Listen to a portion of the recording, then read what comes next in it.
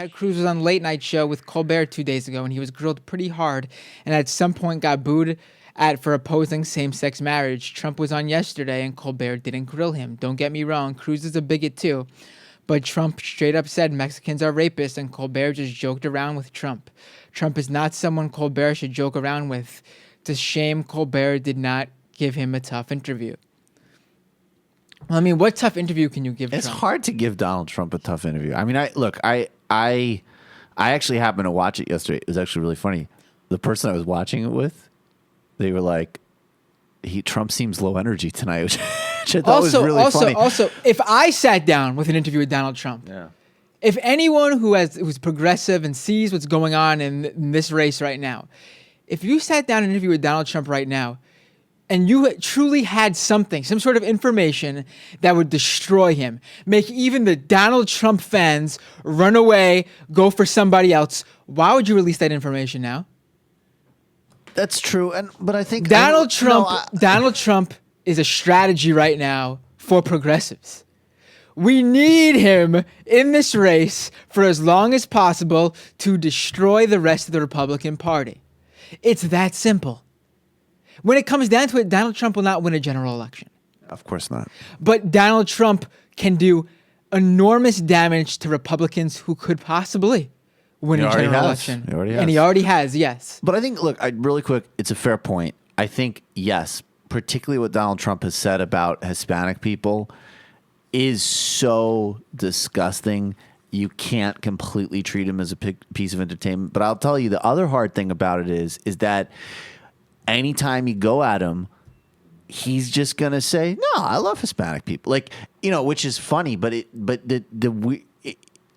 he's kind of like unnailable. Like that's what people don't understand. There's no moment that you're gonna tell Donald Trump anything that he's gonna have, and he's always gonna have something to say. He's been doing this for too long, and he's got it all down.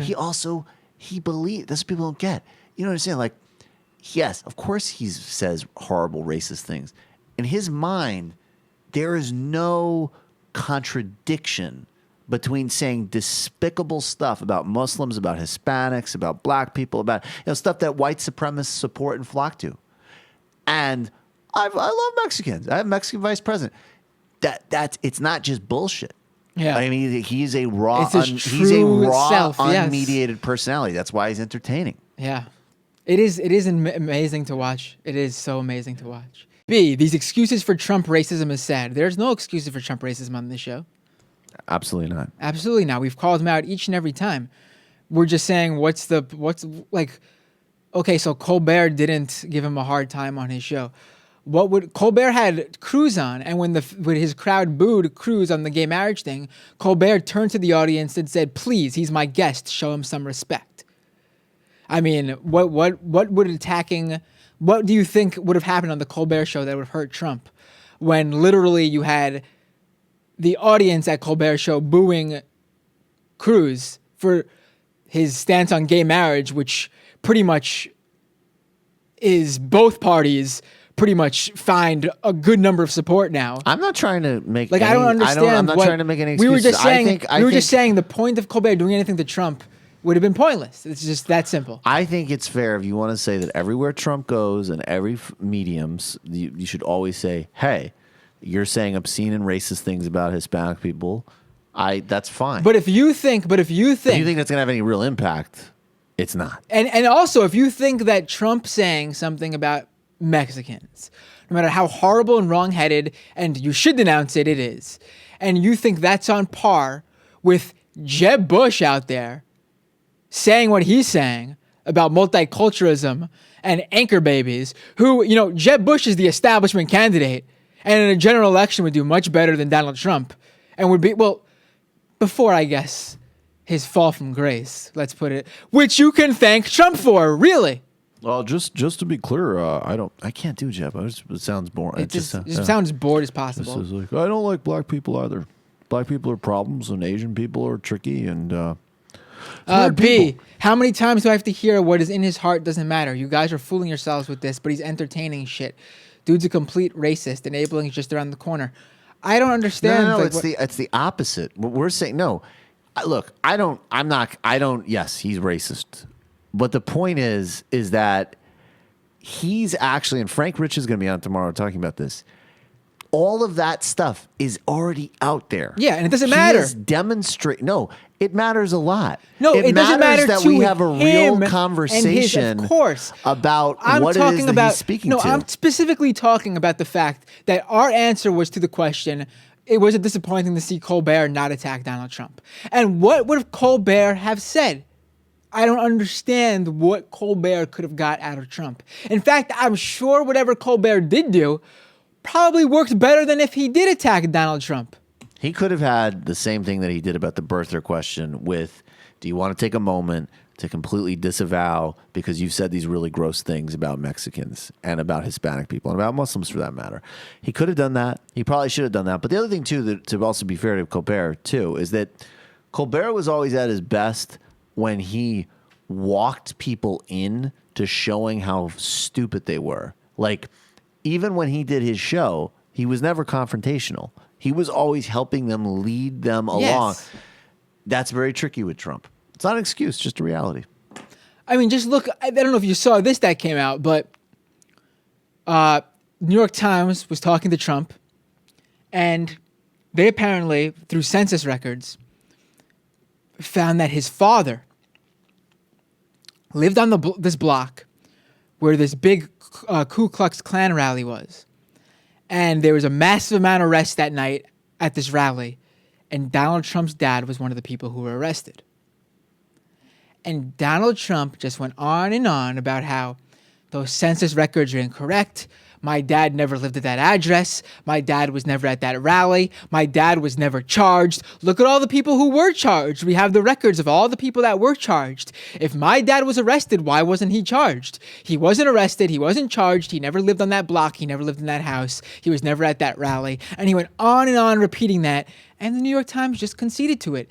And that will not hurt Donald Trump one bit. I mean, it's just the truth.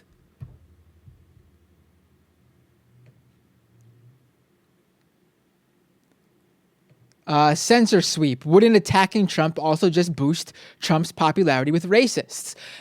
You're close. I wouldn't say attacking Trump boost the popularity, but Trump's answers just makes, I guess you are right in that sense then. But I would say, I don't think Trump's base cares about the attacks on Trump. No, so much as they care that Trump is able to deflect and own what he says. No, but the bigger point is that he absolutely is speaking to a constituency that is already there and exposing the fact, like, this whole past year or couple of years, I would say very specifically for white America, not for everybody else. But for white America, has been a series of exposures, and it's been exposing, like, inside the liberal world, there's all this unacknowledged and unexplored racial nonsense and bullshit that people aren't holding themselves accountable for. The fact that most people outside of the white community still experience police in this incredibly violent and threatening way in certain neighborhoods and amongst certain classes and colors. That's obvious. And when it comes to the Republican Party and the right in America, you're showing that there is still a constituency that is straight up like heroin to the vein. They don't want Mexican people here. They do not feel comfortable with the direction this country's headed in, even in small halting steps. And some of these people, like, when they say Obama's not American, they're not even saying literally that they believe some silly conspiracy theory about him not being born here. They mean the actuality of who he is, from his race to his name to his bearing. And that's what they're talking about. He's exposing that. It's a big deal. Cantaloupe 2016 couldn't disagree with you more about Trump. The language he uses towards Muslims and Hispanics in this country is openly fascist. I think it's extremely dangerous to let his beliefs run unchecked. We're not saying that at all. I mean, I don't know if we said something wrong or you're mishearing us, but what we said was, what I said, personally, I think attacking Trump now, if you have some sort of destructive piece of information, which we've yet to see, that this guy can't turn around into something that's a positive for him. I mean, what's the point of releasing it now when most likely Donald Trump will drop out after he's done destroying the Republican Party? basically leading the way for whatever Democratic candidate gets the nomination to win. Meaning that language used, the people using that language towards Muslims and Hispanics won't be running this country. And yes, it is openly fascist. Yes, it is extremely dangerous. And we are definitely not letting his beliefs run unchecked. You can knock what he's saying, which I don't think anyone has not done. But to say Colbert is wrong for not attacking Trump on his show, I'm just saying there's really what would have happened? Nothing. Should he have done it? Of course. But we've seen Trump's able to turn this around into points for himself. B, perhaps my last was a bit reactionary, but really be the media you want to see in the world. I would say no one attacks Islamophobes and racists and xenophobes and all that fun stuff, anti-immigrants, anti-immigration people. I don't think no one does more to attack those people than this show on a regular daily basis. No. I mean, that's practically what this show is built around. I also think that the other thing that is important for a show like this to do, and in general in media, is to not I'm not going to play into Donald Trump's hands. Yeah.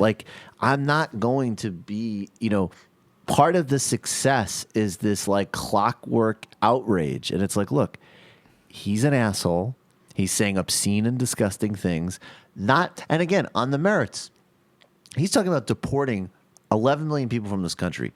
That would be a obscene and horrific human rights abuse. Mitt Romney said in a more polite way, get your affairs in order and get out.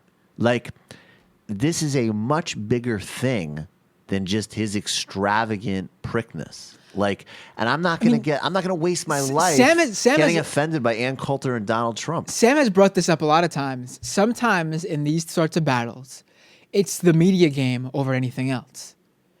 And, Donald Trump, whatever you can say about him, he is a king at the media. You can see it yourself. He knows how to play them.